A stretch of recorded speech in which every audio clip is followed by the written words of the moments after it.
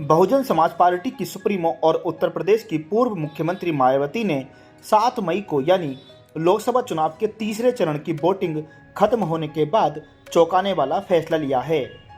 उन्होंने अपने भतीजे आकाश आनंद को अपने उत्तराधिकारी और पार्टी के नेशनल कोऑर्डिनेटर की जिम्मेदारी से हटा दिया है। बामुश्किल 5 महीने पहले ही मायावती ने आकाश आनंद को ये दोनों जिम्मेदारियां सौंपी थी। खुद मायावती ने आकाश आनंद को आगे बढ़ाया। 7 साल पहले राजनीति के गुर सिखाए और इस लोकसभा चुनाव में बड़े नेता के तौर पर लॉन्च भी किया। लेकिन अब अचानक आकाश आनंद पर एक्शन होने से सियासी गलियारों में चर्चाएं भी तेज हो गई हैं। राजनीतिक गलियारों में कहा जाने लगा है कि क्या आकाश आनंद का राजनीतिक कैरियर खत्म हो गया है। मायावती के इस कदम के बाद क्या अब आकाश आनंद राजनीति छोड़ देंगे? आकाश आनंद को लेकर हर कोई इस तरह के सवाल उठा रहा है। हालांकि अब सवाल उठ रहे हैं कि आखिर मायावती ने इतना बड़ा फैसला क्यों लिया। इसके पीछे मुख्य वजह आकाश आनंद के आक्रामक तेवरों को माना जा रहा है।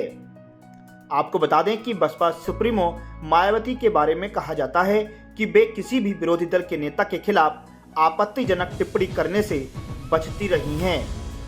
वे सधी हुई भाषा में अपनी बात रखती हैं और मुद्दों को लेकर विरोधी खेमे की घेराबंदी करती हैं।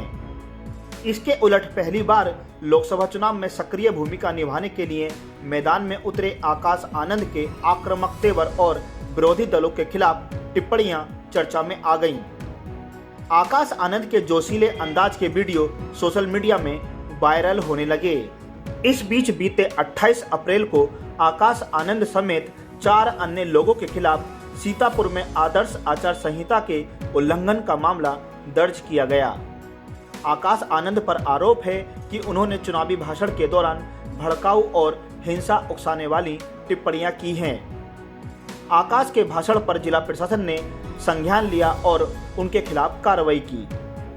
नए राजनीति में आए आकाश आनंद के खिलाफ यह पहला आपराधिक मामला लिखा गया है। आपको बता दें कि आकाश आनंद अप्रैल माह के आखिरी सप्ताह में सीतापुर में बसपा उम्मीदवार महेंद्र यादव के समर्थन में चुनावी जनसभा करने पहुंचे थे। उन्होंने यहां यूपी की बीजेपी सरकार को निशाने पर लिया और बेहद आक्रामक तरीके से हमला किया।